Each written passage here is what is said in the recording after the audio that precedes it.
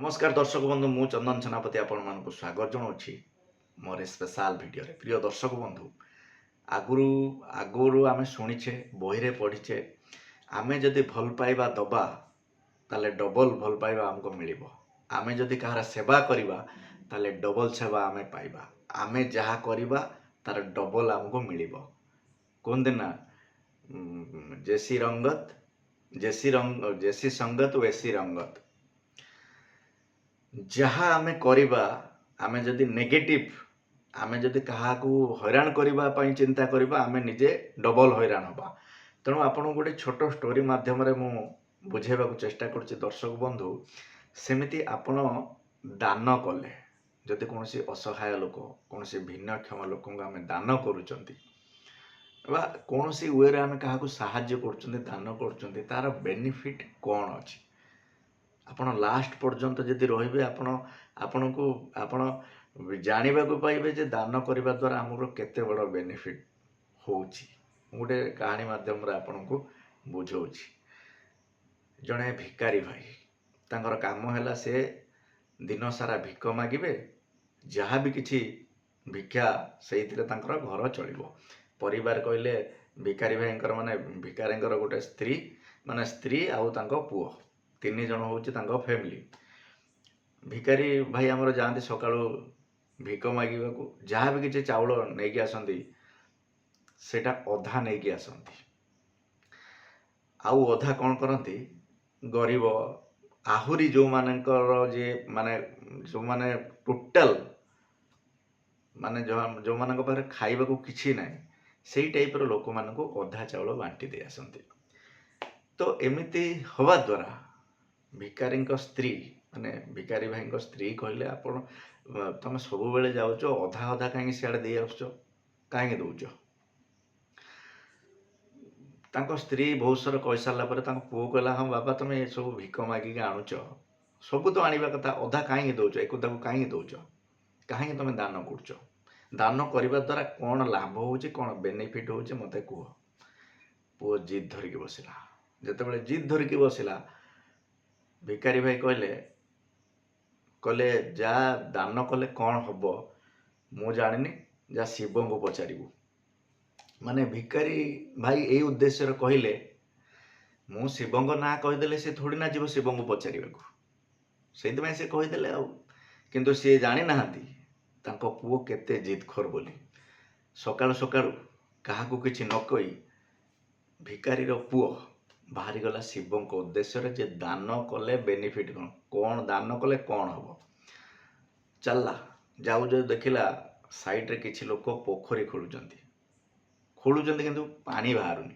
से पचारे बाबू कोठी जाऊछु कहला मु शिव पाखक जाऊछु कहीं ना कहीं कौन पे जाऊछु ना मु जाऊची दान कले कौन हम मो बापा बोसा दान करुचन तो दान कले कौन हम ता बेनिफिट कौन से पचार जाऊँच। सेठू से जो लोक मैंने गढ़िया खोलुले पोखरी खोलुले से कहले ठीक अच्छे आम बहुत दिन है पोखरी खोलुचु पानी बाहरुनी टी शिव को पचारू तो कहीं पानी बाहरुनी। भिकारी पुओ कहला हाँ हाँ मुझे पचारदेवी कोई क्या आगू चलला गला बेलू देखला बेलू रास्तार गोटे अजगर साप शोई। अजगर साप कहला मुझे ते खाइबी। भिकारी पुओ कहला हाँ खाइबु जे मु किंतु शिव को पचारिकी आसे दान करने द्वारा बेनिफिट कौन कौन लाभ कौन तापर मत खाइबु आ। सेठू अजगर कहला ठीक अच्छे जदि एक कथा पचार मो कथाटा भी टे पचारदेबू मत कहीं खाइबा मिलूनी मस होगी पड़ी। भिकारी पुओ कहला हाँ मु पचारदेवी आउ किछि बाट गला परे संध्या होगला जंगलटे आसला जंगल पड़ा जंगल गोटे शबर आ ता स्त्री रोथा तो शबर कहूँ छोट सुंदरिया पिलाटे जाऊँगी आगू को गले राति बाघ फाग खाईज ताकू डाकी कहूँ बाबा तू गोटे काम कर जोठिक भी जाऊचु सकाळु हेले जीव एबे तू आम पाखे रही जा गछ उपर आम गोटे मंचा करूँ माने ये जो जंगल जो बाघ भालू एमाने डर रे आम गोटे मंचा करूँ से आम रोचु तू आज रातिर से रही जा। भिकारी पुओ गला हाँ रही जा। भिकारी पुओ चलला गछ उपर शबर स्त्री सी कहला जदि आज राति रोचे हूँ तो आहरी केते दिन रहिबो तेणु को राति राति लिपटे देवी माने राति राति को बाघ मुँह पेलदेवी सी ता प्लान रहा। फास्ट शोला किए ଭିକାରୀ ପୁଅ, ତାପରେ ଶୋଇଲା ହେଉଛି ଶବର, ତାପରେ ତା ସ୍ତ୍ରୀ ଭାବିଲା ଭିକାରୀ ପୁଅ ଲାଷ୍ଟକୁ ଶୋଇଛି ଗୋଟେ କଡ଼କୁ, ମୁଁ ଯଦି ଏପଟରୁ ଧକ୍କେ ମାରିବି ସେ ତଳକୁ ପଡ଼ିବ, ତେଣୁ ସେ ଧକ୍କେ ପକେଇଲା, ମାନେ ଗୋଟେ ଧକ୍କା ମାଇଲା। କିନ୍ତୁ ଶବର ଜାଣିଥିଲା ତା ସ୍ତ୍ରୀ ହେଉଛି ଗୋଟେ ଦୁଷ୍ଟ ପ୍ରକୃତିର ଲୋକ, ଗୋଟେ ଖଳ ପ୍ରକୃତିର ଲୋକ। କହିଲା ଇଏ କିଛି ଏପଟ ସେପଟ କାମ କରିବ, ସେଥିପାଇଁ କ'ଣ କଲା, ଭିକାର ପୁଅକୁ ସିଏ ଯେଉଁ ମଝିରେ ଶୋଇଦେଲା, ଆଉ ସାଇଡ଼୍ରେ ନିଜେ ଭିକାରୀ ଶୋଇଲା। ଯେତେବେଳେ ଧକ୍କା ରାତିରେ ମାରିଛି ଶବରୀ ଯେତେବେଳେ ମାରିଛି ଶବରର ସ୍ତ୍ରୀ, ସେତେବେଳେ ଭିକାରୀ ପୁଅ ପଡ଼ିବା ବଦଳରେ ଶବର ପଡ଼ିଛି। କାରଣ ଶବର ଜାଣିଛି ଏମିତି କାମ କରିବ, ସେଇଥିପାଇଁ ସେ କଡ଼ରେ ଶୋଇଲା। ବାଘ ତଳେ ଥିଲା, ବାଘ ଖାଇଦେଲା। ଯେତେବେଳେ ଖାଇଦେଲା, ଶବରୀର ଭୁଲ ପାଇଁ ଶବର ଜୀବନ ଚାଲିଗଲା। ସକାଳୁ ଉଠିକି ଇଏ ଯେଉଁ କାମରେ ଯାଉଥିଲା ଆଗକୁ, ମାନେ କିଏ ଆମର ଭିକାରୀ ପୁଅ, ଚାଲିଲା ଯାଇକି ଫାଇନାଲ କୁହନ୍ତି ନା, ଖୋଜିଲେ ଭଗବାନ ବି ମିଳିଯାଆନ୍ତି। ଯାଇକି ଶିବଙ୍କ ପାଖରେ ପହଞ୍ଚିଗଲା। କହିଲା ଆଜ୍ଞା ମୋତେ କୁହନ୍ତୁ, ମୁଁ ଆପଣଙ୍କ ପାଖକୁ ଆସିଛି, ମୋ ବାପା ଯେଉଁ ଦାନ କରୁଛି ତା ଦ୍ୱାରା ବେନିଫିଟ୍ କ'ଣ, ଫାଇଦା କ'ଣ, ଅଧା କାହିଁକି ଦେଇ ଦେଉଛି। ସେଇଠୁ ଶିବ ହସିକି କହିଲେ ତ ଉତ୍ତର ତତେ ମିଳିବ, ଏଇଠୁ ତୁ 2 କିଲୋମିଟର ଆଗକୁ ଯା, ଗୋଟେ ରାଜ୍ୟ ପଡ଼ିବ। ସେ ରାଜ୍ୟର ରାଜାଙ୍କର 3ଟା ରାଣୀ। ସାନ ରାଣୀ ବର୍ତ୍ତମାନ ଗର୍ଭବତୀ ଅଛନ୍ତି, କାଲି ସକାଳୁ ତାଙ୍କର ଗୋଟେ ପୁଅ ହେବ। ସେଇ ପୁଅ ହିଁ କହିବ ତ ବାପା ଦାନ କରିବା ଦ୍ୱାରା କ'ଣ ବେନିଫିଟ୍। ଭିକାରୀ ପୁଅ ଚାଲିଲା, ଯାଇକି ଗେଟ୍ ପାଖରେ ତାକୁ ଅଟକେଇ ଦେଲେ। ଯେତେବେଳେ ଗେଟ୍ ପାଖରେ ଅଟକେଇ ଦେଲେ, ଇଏ କହିଲେ ଗର୍ଭବତୀ ଅଛନ୍ତି ସାନ ରାଣୀ, କହିଲେ ହଁ ଅଛନ୍ତି, ନା କାଲି ସକାଳୁ ତାଙ୍କର ଗୋଟେ ପୁଅ ହେବ। ଯେତେବେଳେ ଦରୁଆନ ଯାଇକି ରାଜାଙ୍କୁ କହିଦେଲା, ରାଜା ଆଶ୍ଚର୍ଯ୍ୟ, କହିଲେ ତାକୁ ଗେଷ୍ଟ ରୁମ୍ରେ ରଖାଯାଉ, ଯଦି ପୁଅ ହେଲା ତ ଠିକ୍ ଅଛି, ଯଦି କିଛି ନହେଲା ବା ଅଲଗା କିଛି ହେଲା ତାହେଲେ ତାକୁ କଠୋର ଦଣ୍ଡ ଦିଆଯିବ। ସକାଳ ହେଲା, ସତରେ ରାଣୀଙ୍କର ଗୋଟେ ସତରେ ପୁଅଟେ ହେଲା। ପୁରା ରାଜ୍ୟ ସାରା ଖୁସି ଆନନ୍ଦ, ପୁରା ସବୁ କିଛି ଚାଲୁଥାଏ। ଯେତେବେଳେ ସବୁ ସାଇଟ୍ ହେଇଗଲେ, ସେତେବେଳେ ଇଏ ଭିକାରୀ ପୁଅ ଯାଇକି ପହଞ୍ଚିଗଲା। କହିଲା ଆଜ୍ଞା ଆପଣଙ୍କ ପାଇଁ ଏତେ ନାଟ, ପ୍ଲିଜ୍ ଆପଣ କହିଦିଅନ୍ତୁ, ଦୟାକରି ଆପଣ କହିଦିଅନ୍ତୁ ଦାନ କରିବା ଦ୍ୱାରା କ'ଣ ହୁଏ, କ'ଣ ହେବ, ମୋ ବାପା ଏତେ ଦାନ କରୁଛି, କ'ଣ ହେବ। ସେଇଠୁ ଯେଉଁ ପୁଅଟି, ରାଣୀଙ୍କର ଯେଉଁ ପୁଅ ହେଇଥିଲା, ସେ ହସି କହିଲା ଆରମ୍ଭରୁ ଆରମ୍ଭ କରିବା। କହିଲା କ'ଣ ଆରମ୍ଭରୁ ଆରମ୍ଭ କରିବା ଭିକାରୀ ପୁଅ? କହିଲା ଷ୍ଟାର୍ଟିଂରୁ, ଗାଁ ଯେତେବେଳେ ଛାଡ଼ିଲ ସେବେଠୁ ଆରମ୍ଭ କରିବା। କହିଲା ହଁ। କହିଲା ଯେତେବେଳେ ଆସିଲ କ'ଣ ଦେଖିଲ? ନା ଗୋଟେ ପୋଖରୀ ଦେଖିଲି, ପୋଖରୀର ବହୁତ ସାରା ଲୋକ ଖୋଳୁଛନ୍ତି କିନ୍ତୁ ପାଣି ବାହାରୁନି, କ'ଣ ପାଇଁ ପାଣି ବାହାରୁନି? ସେଇଠୁ ସେ ଯେଉଁ ମାନେ ଶିଶୁ ବା ଯେଉଁ ପୁଅ ହେଇଥିଲା ରାଣୀଙ୍କର, ସେ ଗଲା ଦେଖ ସେ ଗାଁର ଏଇଥିପାଇଁ ପାଣି ବାହାରୁନି, ସେ ଗାଁ ଗୋଟେ ଅଭିଶପ୍ତ ଗାଁ ପାଲଟି ଯାଇଛି। କାହିଁକି ଅଭିଶପ୍ତ ପାଲଟି ଯାଇଛି? ନା ସେ ଗାଁର କୌଣସି କନ୍ୟା ନାହାନ୍ତି, କନ୍ୟା ଆସିଛନ୍ତି କିନ୍ତୁ କନ୍ୟା ହେଇନି। କନ୍ୟା ନାହାନ୍ତି ଯେହେତୁ, କନ୍ୟା ଦାନ ହେଇନାହିଁ ସେ ଗାଁରେ, ସେଇଥିପାଇଁ ସେ ଗାଁ ଅଭିଶପ୍ତ ପାଇକି ପାଣି ବାହାରୁନି, ଅପାଣିଆ ହେଇକି ଲୋକ ଅଛନ୍ତି।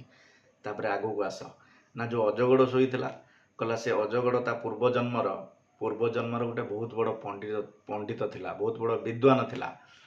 କିନ୍ତୁ ପ୍ରୋବ୍ଲେମ୍ ସେଇଆ ଥିଲା, ତା ପାଖରେ ଯେଉଁ ଜ୍ଞାନ ଥିଲା ସେ ନିଜକୁ ନିଜେ ରଖୁଥିଲା, କାହାକୁ ସେ ଜ୍ଞାନ ଦେଉନଥିଲା ବା କାହାକୁ ସେ ସାହାଯ୍ୟ କରୁନଥିଲା। ସେ ଏତେ ବଡ଼ ପଣ୍ଡିତ କିନ୍ତୁ ନିଜକୁ ନିଜେ ରହୁଥିଲା, କାହାକୁ ସାହାଯ୍ୟ କରୁନଥିଲା, ତା ଜ୍ଞାନ ତା ପାଖରେ ଥିଲା। ସେଇଥିପାଇଁ ଏ ଜନ୍ମର ସେ ସେଇ ବୁଢ଼ା ଅଜଗର ହେଇକି ପଡ଼ିଛି, ଖାଇବାକୁ ପାଉନି। ତା ଜ୍ଞାନକୁ ତା ପାଖରେ ରଖିକି କାହାକୁ ସେ ଦାନ କରୁନଥିଲା। ଆଗକୁ ଆସ, ନା ଆଗକୁ ଗୋଟେ ଶବରଣୀ। କହିଲା ସେ ଶବର ଜାଣିଥିଲା ତା ସ୍ତ୍ରୀ ହେଉଛି ଦୁଷ୍ଟ ପ୍ରକୃତିର, ଆଉ ସେ ଏ ବି ଜାଣିଥିଲା ରାତିର ଇଏ କିଛି ଖେଳ କରିବ, ନିରୀହ ପିଲାଟାକୁ ମାରି ମୁଡ଼ିଦେବ। ସେଥିପାଇଁ ତମେ ଶୋଇଥିଲ କେଉଁଠି? କଡ଼ରେ, ତମକୁ ଆଣିକି ମଝିରେ ରଖିକି ନିଜେ କଡ଼ରେ ଶୋଇଲା, ଆଉ ନିଜେ ବଳି ପଡ଼ିଗଲା, ନିଜ ଜୀବନକୁ ସେ ବାଘ ମୁହଁରେ ଦେଇଦେଲା। ଆଉ ସେ ଜନ୍ମରେ ସେ ଥିଲା ଶବର, ଆଉ ବହୁତ ଦୁଃଖ କଷ୍ଟ, ଏ ପାଇଲେ ଖାଉଥିଲା, ନ ପାଇଲେ ଖାଉନଥିଲା, ଜଙ୍ଗଲରେ ରହୁଥିଲା। କିନ୍ତୁ ଜଣକ ପାଇଁ ସେ ନିଜ ଜୀବନ ଦେଇଦେଲା, ଯାହାଫଳରେ ସିଏ ଏଥର ଗୋଟେ ରାଜକୁମାର ହେଇକି ଜନ୍ମ ହୋଇଛି, ମାନେ ଗୋଟେ ରାଜା ଘରେ ସେ ଜନ୍ମ ହୋଇଛି। ଆଉ ସେଇ ଶବର ହେଉଛି ମୁଁ।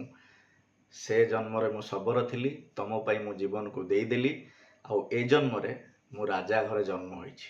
ସେ ଜନ୍ମରେ ମୁଁ ଦାନ କରିଥିଲି ବୋଲି ଏଠି ରାଜକୁମାର ହେଇକି ଶବରରୁ ରାଜକୁମାରକୁ କନଭର୍ଟ ହେଇଗଲି, କେବଳ ନିଜକୁ ଦାନ କରିବା ଦ୍ୱାରା। ଆଉ ବାକି ରହିଲା ତମ ବାପା ଯେଉଁ ଅଧା ଚାଉଳକୁ ସମସ୍ତଙ୍କୁ ଦାନ କରିଦିଅନ୍ତି, ଏବେ ତୁମେ ରାଜାକୁ କହିଲ କ'ଣ? या काली जो कहल आसिक तुम स्त्री गर्भवती अच्छा हाँ गर्भवती अच्छी काली सका पुओ हम पुओ भी है सारा राज्य खुशी एवं झुमुची एवं तुमको राजा कौन करेंगे अधा संपत्ति अधा राज्य तुम ना करदे ए तुमर कौन क्रेडिट नुहे सब क्रेडिट हूँ तुम बापा तुम बापा से दान करते बोली आज अधा राज्य पाँच माने वन टाइप ऑफ तमें भी गोटे राजा यही हूँ दानर माने दानर बेनिफिट एवं बुझल तेणु दर्शक बंधु मुझे कहबी आपण आखपाखे जो भिन्नक्षम लोक अच्छा असहाय लोक अच्छा आपण द्वारा जहाँ हो पार्टी जमीती हो पार्टी आप किसी साहाय्य करूँ देखिए आपणकर छोट साहाय्य आपण को केते बड़ रिजल्ट दब जदि कौन पिला पाठ पढ़ार वंचित होती बहीटे कलमटे एमती किसी साहाय्य करूँ जो भिन्नक्षम लोक मान पाखे किसी ना किसी साहाय्य करूँ देखिए से छोट साहाय्य आपन को केते बड़ रिजल्ट दब ए स्टोरी बनैबार उद्देश्य या आजिका दिन में मानविकता हजि जाऊँगी दर्शक बंधु भल पाइबा कमी जाऊँगी जदि स्टोरी मध्यम आपन को किछिटा फरक पड़ो ताले सान भाईटा सान भाईर चैनल टाक सब्सक्राइब करदे रोचे दर्शक बंधु पुणी देखा आ गोटे जबरदस्त वीडियो सहित से पर्यंत विदाय दिंतु नमस्कार।